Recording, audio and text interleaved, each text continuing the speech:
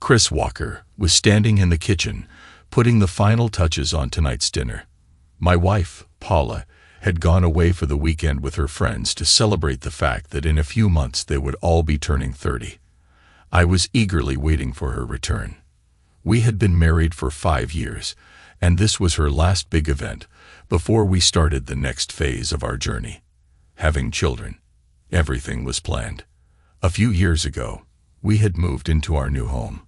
The house was old, but I had put in a lot of work to fix it up due to its poor condition when we bought it. We got a great deal. I did most of the work myself, and thanks to careful planning, I managed to save on materials, which meant we surprisingly had a good amount of resources left over. Paula and I were a typical couple. We met on a warm summer day at a backyard party hosted by her brother. She was 22 and I was 23, though her birthday was in September and mine in April. Neither of us went to college. I worked as a truck driver for a local transport company, and she worked at a local bank. We never aimed to become millionaires, but as a couple, we felt comfortable. We got married 2 years after we met. Our marriage was strong, but over the last few months, things had become a bit tense. Paula was worried about the responsibilities of motherhood, and it didn't help that some of her friends weren't married and lived freely. One of them, Steph, particularly annoyed me. She was a typical party girl. Every time we saw her, she was with a different guy. Once, I asked her what she wanted to do in life, and she replied, "I want to be a woman who sleeps around." I figured she was good at it. I heard Paula's car pull up to the house and checked the timer on the oven. The lasagna would be ready in 10 minutes. The red wine was already open and breathing. The garlic bread toasted and cooling, and the salad was in the fridge, waiting to be served. When I turned around, Paula was walking through the door, and I knew immediately she had cheated on me. How did I know? The smug smile on her face, the glimmer in her eyes that said, "I did it, and there's nothing you can do about it," and the carefree strut in her step screamed, "You'll never find out." I stood frozen as she looked me in the eyes. In an instant, she realized I had figured it out and quickly averted her gaze from my intense stare. She dropped her bag and ran to me, saying, "Oh, Chris, I need you so much. Take me." I dodged her advance with a quick sidestep and replied, "No thanks, that's not necessary." Her perfect face turned into a blank mask. She didn't know what to do next. "I'm Paula Walker, and I'm about to turn 30. I'm ready to become a mother." The decision to become parents was almost unconscious. About 6 months ago, my husband Chris and I were making love. It was slow and gentle, and for some reason, I whispered in his ear, "Oh God, I forgot to take my pill this morning." His reaction surprised me. The slow caresses stopped, and he became almost primal. The only way to describe what we did after that was sheer passion, and our mutual climax was mind-blowing. When we both came back to our senses, I began running my fingers through the hair on his chest and said, "Judging by that performance, someone wants to be a dad." About 2 years ago, I brought up the topic of having children, but Chris brushed me off. At the time, he had a lot of work to do on the house. He was right when he said the house wasn't suitable for a baby and might even be dangerous for young children. So I didn't push the subject further. This time, it seemed like the door was open. Chris smiled. "Did you really forget to take your pill this morning?" I laughed. "You know I didn't mean it, but my body told me to say it. I wanted a baby." "No, that's not right. I wanted your baby, and my body needed to know your reaction. I've always been a planner, so we began to map things out. One of the key factors for me was choosing a time when our child would be one of the oldest in their class. Yes, I read all the studies, and having a child who is the oldest in class does help. So the plan was to stop taking the pill in 4 months. Only after I told the girls that we were thinking about starting a family did I realize the enormity of what I was doing. I had always been the quiet one in the group. All of my friends, especially Steph, had been dating since high school. Their boyfriends came and went in an endless stream. Steph, in particular, felt it was her duty to sleep with as many men as possible. I, on the other hand, was the good girl. I saved myself for my wedding day. I had a few boyfriends, but most relationships didn't go anywhere because I refused to have intimate relations. I started to wonder if I had made a mistake by making that choice and felt like I was missing out on all the fun. I decided to loosen up and live as freely as the others, and then that's when the party happened, and Chris came into my life. The party was taking place in my brother's backyard, and I was helping his wife prepare sauces for the burgers when he barged into my life. I didn't think he noticed me, but I definitely noticed him. My sister-in-law glanced at me, then at him, and asked, "Do you like him?" I just nodded but kept staring. She laughed and added, "Relax, girl, his name is Chris. Give me 10 minutes, and I'll ask Alan to introduce you." Alan was my brother, and sure enough, he arranged things so that I ended up next to Chris about 15 minutes after he arrived. My first impression was that Chris liked me just as much as I liked him. We spent most of the day together, and by the time he left, we had already planned our first date. After Chris left, Steph came up to me. "You made your move, so how did it go?" I couldn't help but smile as I replied, "I felt it. He has to be mine." "Go on, big girl, and take that cherry," was all Steph said. And that's exactly what I did. I hid nothing from Chris, and I was glad that by our fourth date, things had progressed to a physical connection. Our nearly 7 years together had been wonderful, but the thought of soon being tied down made me feel an itch. An itch that whispered, "You need something else, something just for yourself." I couldn't talk to Chris about it, because I knew how he would react. If he even suspected that I might cheat, he would abandon the idea of having kids with me, and might even divorce me. I would never ask for permission to have an affair, so I started talking to Steph. She was horrified. "How could you even think about that? Have you fallen out of love with Chris?" "For heaven's sake, no," I squealed. "I love Chris. I want to build a family with him, and be with him forever. That's what I want for us. But there's a part of me that wants to feel like my body can make more than just one man happy. I can't explain it, but I want to have memories like yours about other men. Chris had plenty of women before me, and I need more than just one." "Oh God, Paula, you're crazy," Steph hissed. "Especially now. Why didn't you do this when you were single? I hope you're still taking your pills, because if you do this and get pregnant by someone else, it'll be the biggest disaster of your life." "Of course, I'm still taking the pills," I stammered.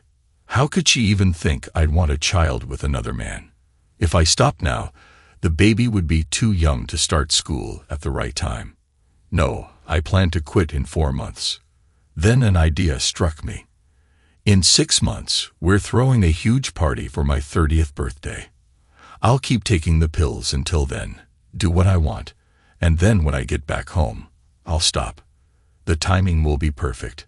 I can even tell Chris I'm delaying it by 2 months to make sure that even a premature baby would be ready for the school year. "How long have you been planning this?" Steph asked, disbelief clear in her voice. "Since we decided to have kids.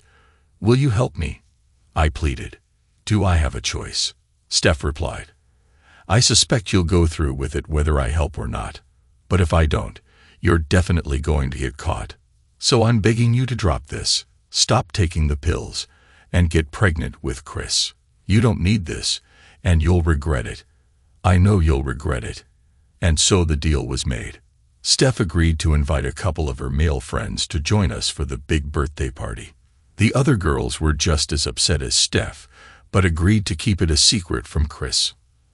As the party approached, I wanted everything to go perfectly. Ideally, I would have 2 different men, one on Friday and the other on Saturday. I told Steph about my plan, and she just shook her head, saying, "This is getting out of hand. You've gone from 1 to 2. Sure, the guys will be happy to sleep with you on different nights, but I'm worried about you. I was overjoyed, and the realization of what I was planning brought me an incredible sense of satisfaction, especially when I cuddled up to Chris at home. I just felt clever. About 2 months before the party, something started to bother me. Paula was usually bursting with excitement when she had plans to go somewhere with the girls, and by now, I expected her to have a full itinerary, but I had nothing. Her calls to Steph were made away from me. Paula loved to plan outings and would usually pull out maps of local national parks, showing me the route she was planning. I hadn't seen anything. I was only told the name of the hotel, and that was it. Normally, I'd hear about the spa, the fitness center, even bars and restaurants. I'd get the full plan. There were also other things about our life that bothered me, most notably Paula's decision not to stop using birth control until after the party. Paula had always been meticulous about planning. She had been tracking her fertility with charts for 2 years, ever since she first mentioned having children. She had already researched schools in the area and timed everything so that the baby would be born just a few days after the cutoff date for school enrollment. She wanted the child to be as old as possible when they started school. She had even analyzed the chances of having a premature baby and concluded that the risk factors for her first pregnancy were too small to worry about. But then, out of nowhere, she changed her mind, basing her decision on something she had already ruled out. It was completely out of character for her. So why did she feel the need to keep taking the pills during the party? She didn't drink alcohol, didn't smoke, and visiting the gym or spa wouldn't have affected her if she were in the early stages of pregnancy. I also noticed changes in our daily life.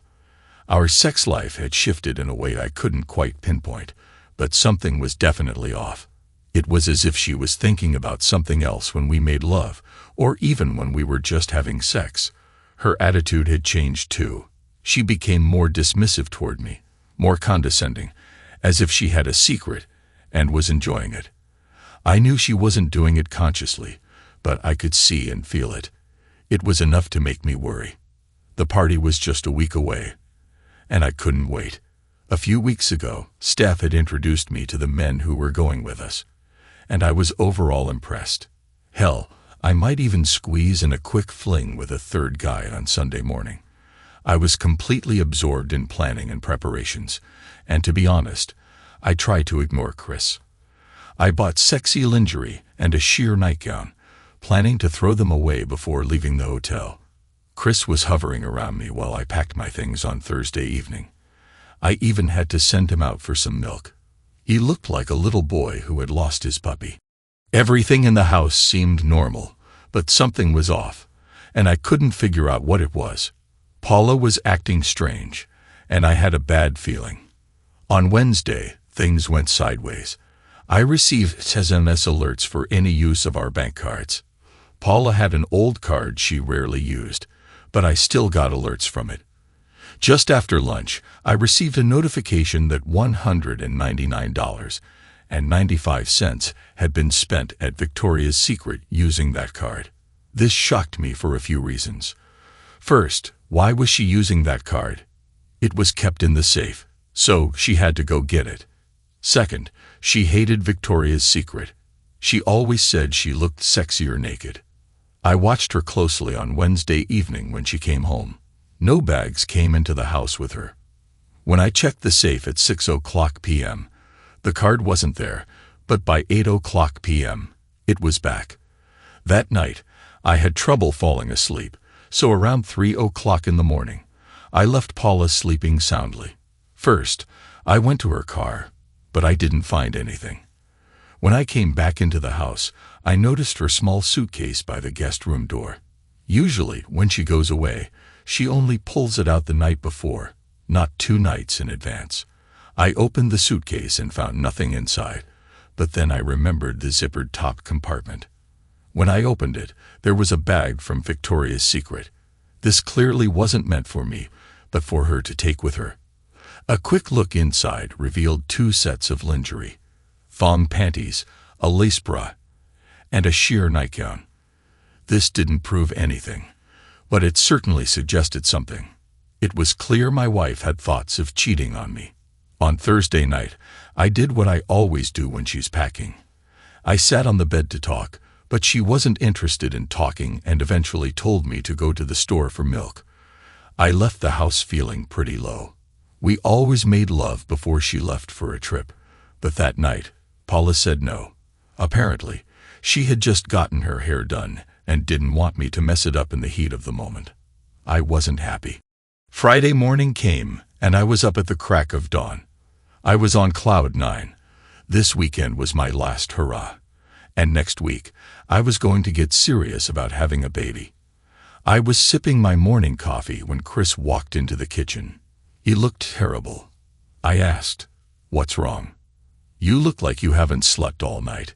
Chris grabbed the coffee pot, poured himself a cup of black coffee, and then did something unusual for him. He stirred in some sugar before answering. "No, I had a horrible night. I've got this terrible feeling like life is about to fall apart." I wasn't really paying attention to what he was saying and just nodded, replying, "Well, try to get some rest. You know what's coming next week." I flashed him a flirty smile and winked. Glancing quickly at the clock, I jumped up and added, "I got to go. I'm leaving work at noon. I'll take Steph, and Karen will ride with Megan." Chris nodded, then asked, "Why are you taking 2 cars? You could all probably fit into one." I hadn't thought about that. We needed 2 cars because there were 8 of us, 4 girls and 4 guys. But I couldn't tell Chris that. I was pleased with my quick response. Karen has to stop by her aunt's on the way back, so she needs her own car. I quickly kissed Chris on the cheek and ran out the door before he could ask any more questions, especially since Karen's aunt had passed away 2 years ago. I just hoped he had forgotten. The drive to work and the first half of the day flew by. At noon, I received a text from Steph saying that she and 2 of the guys were waiting for me at the agreed-upon spot. We had chosen a secluded park for the meetup, so no one would see the men getting into my car. Karen was also at the park, and we headed to the hotel in a convoy. Arriving around 2:00 p.m., my escape from reality had begun, and I intended to make the most of it. As I walked down the stairs, the weight of a million shattered dreams rested on my shoulders. Paula was drinking her coffee with a smile, or was it more of a smirk? She glanced at me and asked, "What's wrong? You look like you didn't sleep all night." She was right. I hadn't slept, and it was because of her. I answered cryptically to see if she'd understand. "No, I had a terrible night. I have this awful feeling like life is about to fall off a cliff."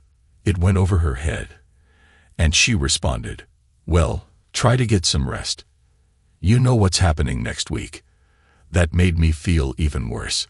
If she was planning to do what I suspected, did she really think we'd be having children next week?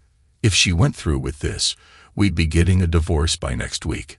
Her attempt at a flirty smile and wink fell flat, but she ran out the door again, giving me a quick peck on the cheek, as if to say, "You don't matter. I have more exciting things to do." I sat down at the table and took a sip of my coffee. Why had I put sugar in it? I dumped it out and poured myself a fresh cup, this time without sugar. That felt much more fitting for the moment. My next thought was to try to catch up with the 2 cars, but that didn't make sense. Why did the mention of Karen visiting her aunt feel so forced? It was another unsettling piece of the puzzle, and I didn't like it. Everything felt wrong. It was time to take action.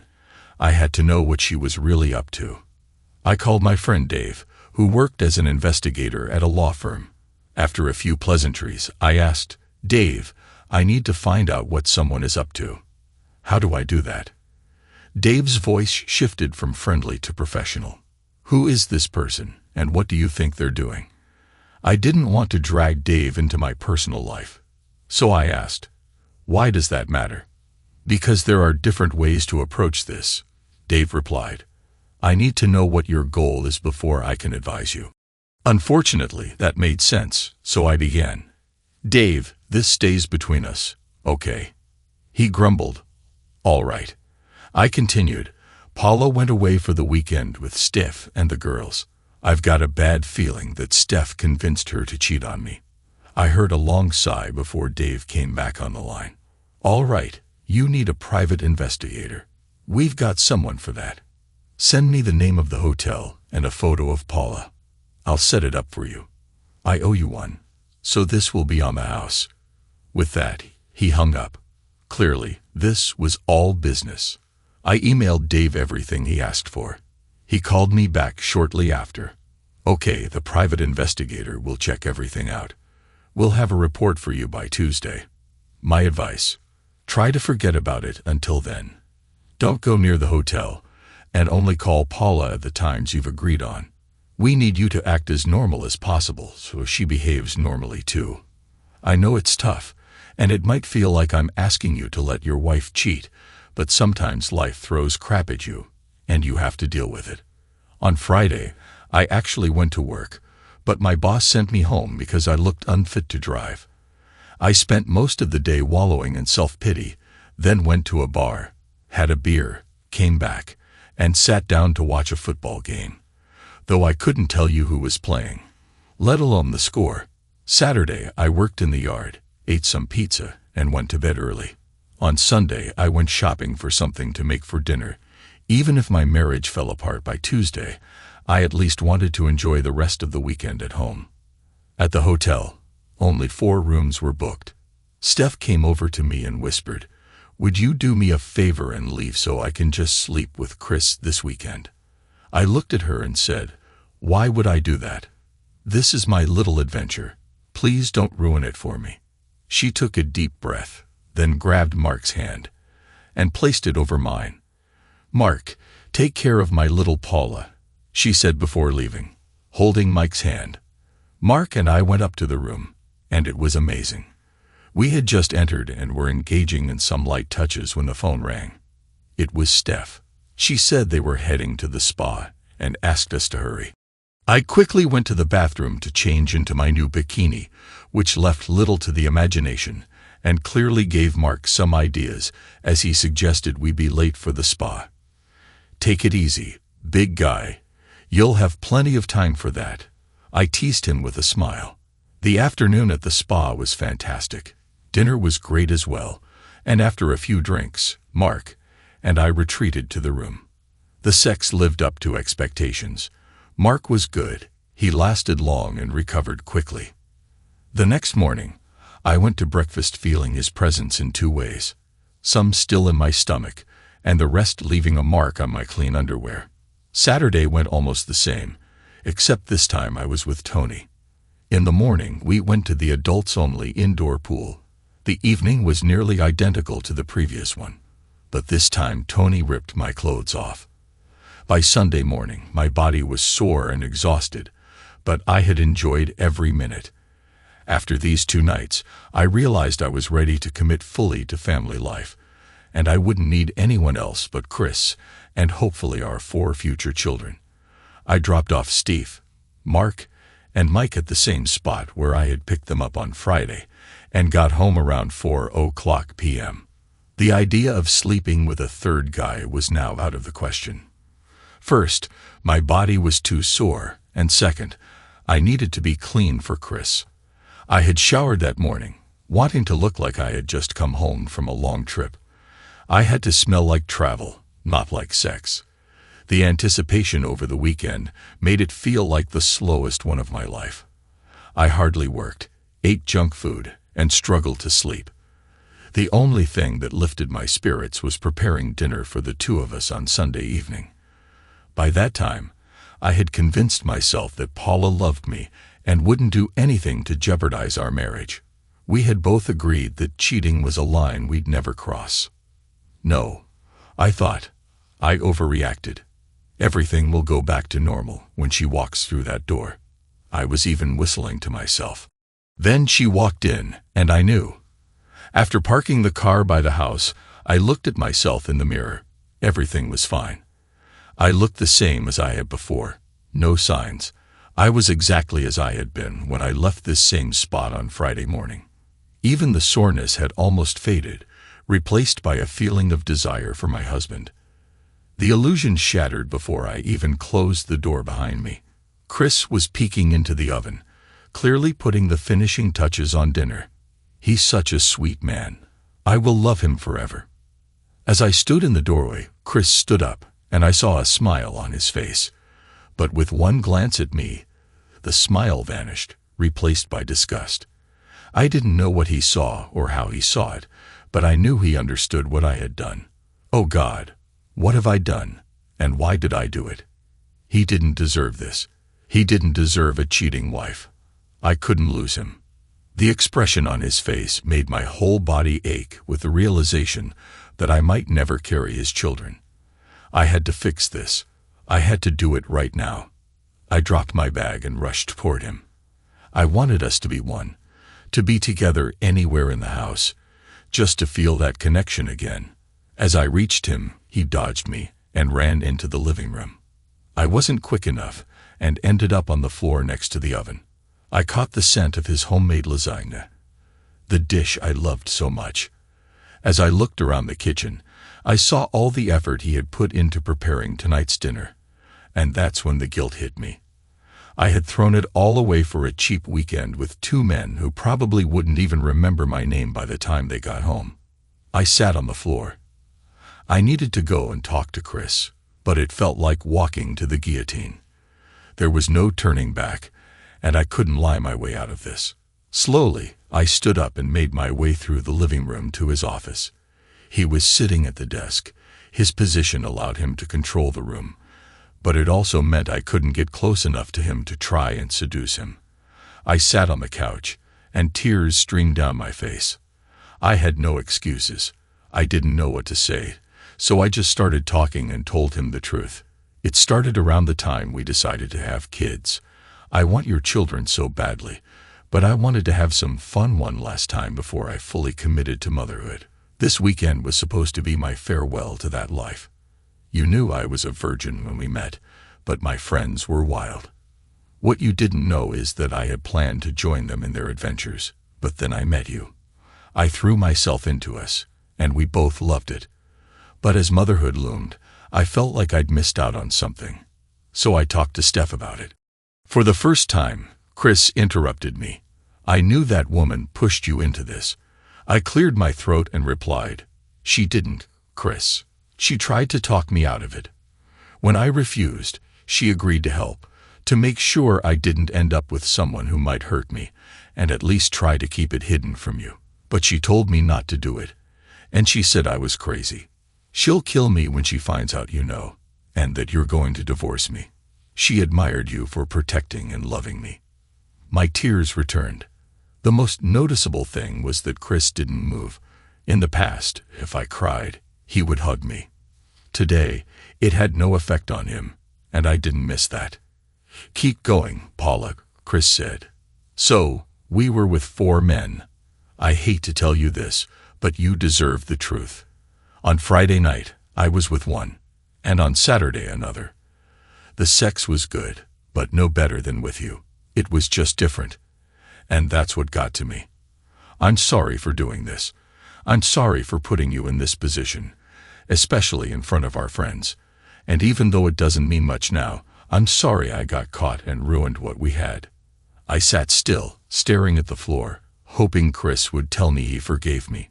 But deep down, knowing the blow to my marriage and happiness was about to hit, I could feel Chris staring at me, but I resisted the urge to look up. I knew I would see something awful on his face, in his eyes. I knew his words would cut me deeply. You've been acting strange with me for months, he said. I took a deep breath. I thought I had been careful enough to treat him the same as always, but clearly I hadn't. You started hiding your plans for the party about 6 weeks ago. That was around the time I met those 4 men. You began closing your eyes when we made love. You started saying things like, "Take me," things you've never said before. Then you got a message. I'm guessing it was from Steph. And you practically ignored me.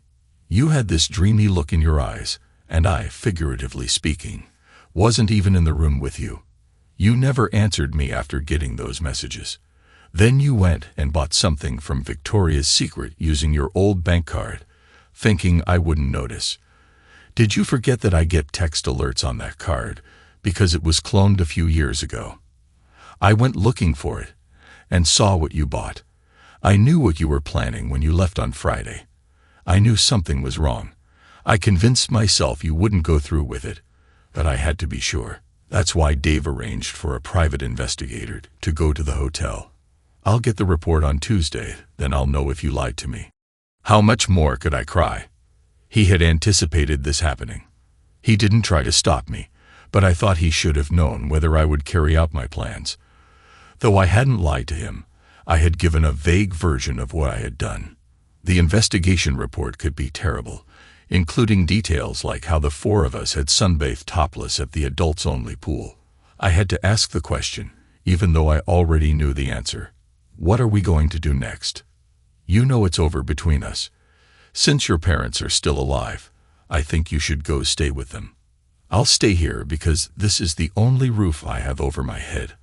I'll ask Dave to send over a lawyer to draw up the divorce papers, and we can sign them.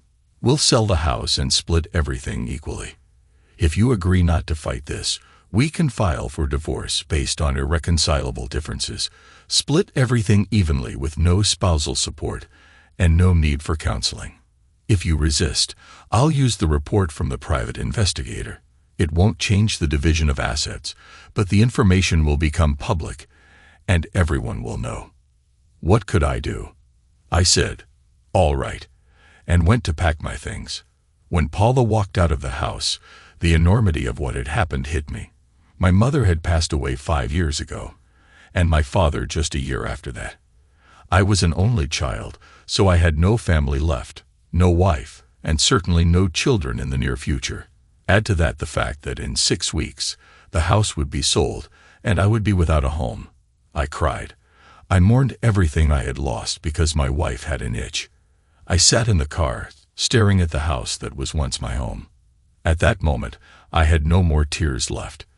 When I arrived at my parents' house, it felt like I was starting over, but there would be even less sympathy there, if that was possible. As I was leaving, I called Steph. "Steph," he knew. I sobbed into the phone, and the tears started streaming down my cheeks again. "Oh, Dan, I told you this was a terrible idea, and getting caught was always the biggest risk." How did he find out?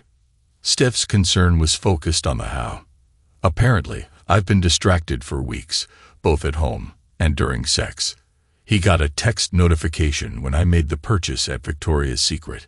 He was so suspicious that he hired a private investigator to check the hotel. I messed up. I told him the truth but left out the details. If he sees what I did and how I was dressed, it's over. Any small chance of forgiveness will vanish once he gets that report. There'll be no going back. Oh God, Steph, what have I done?" At this point, I was completely incoherent. "Where are you going now?" Steph asked. "To my parents." "They won't let you stay. You know that," Steph said, stating the obvious. "You'll have to come to me when they tell you to leave." My parents showed me no sympathy. I had made my own choices, and they told me to live with them. I moved in with Steph and began trying to rebuild my life piece by piece as it had been before. Epilogue. Chris sent a copy of the investigation report along with the divorce papers. Paula and Chris no longer spoke. Paula didn't contest the divorce, and the decision was made within 10 weeks, with the finalization happening 3 months later. Once the house was sold, Chris left town. The last thing Paula heard about him was that he had become a long-haul truck driver and left California. She had no way to contact him. Paula stayed with Steph for a few weeks before getting her own apartment. The itch that had driven her to give up her marriage was gone and never returned. She still met up with the girls but kept her vow of celibacy. She longed for Chris to come back and for everything to be fixed. She dreamed of whispering in his ear, "I'm not taking the pills anymore." But this time, she wanted that statement to be sincere. Deep down, she knew it would never happen and that she would never be with Chris again. Now she was saving herself for her husband, and if he wasn't there, she would be alone. Thanks to everyone who took the time to listen to today's stories. If you enjoyed it, Please consider liking and subscribing if you haven't already. Feel free to share your thoughts on the events in the comments below. Take care.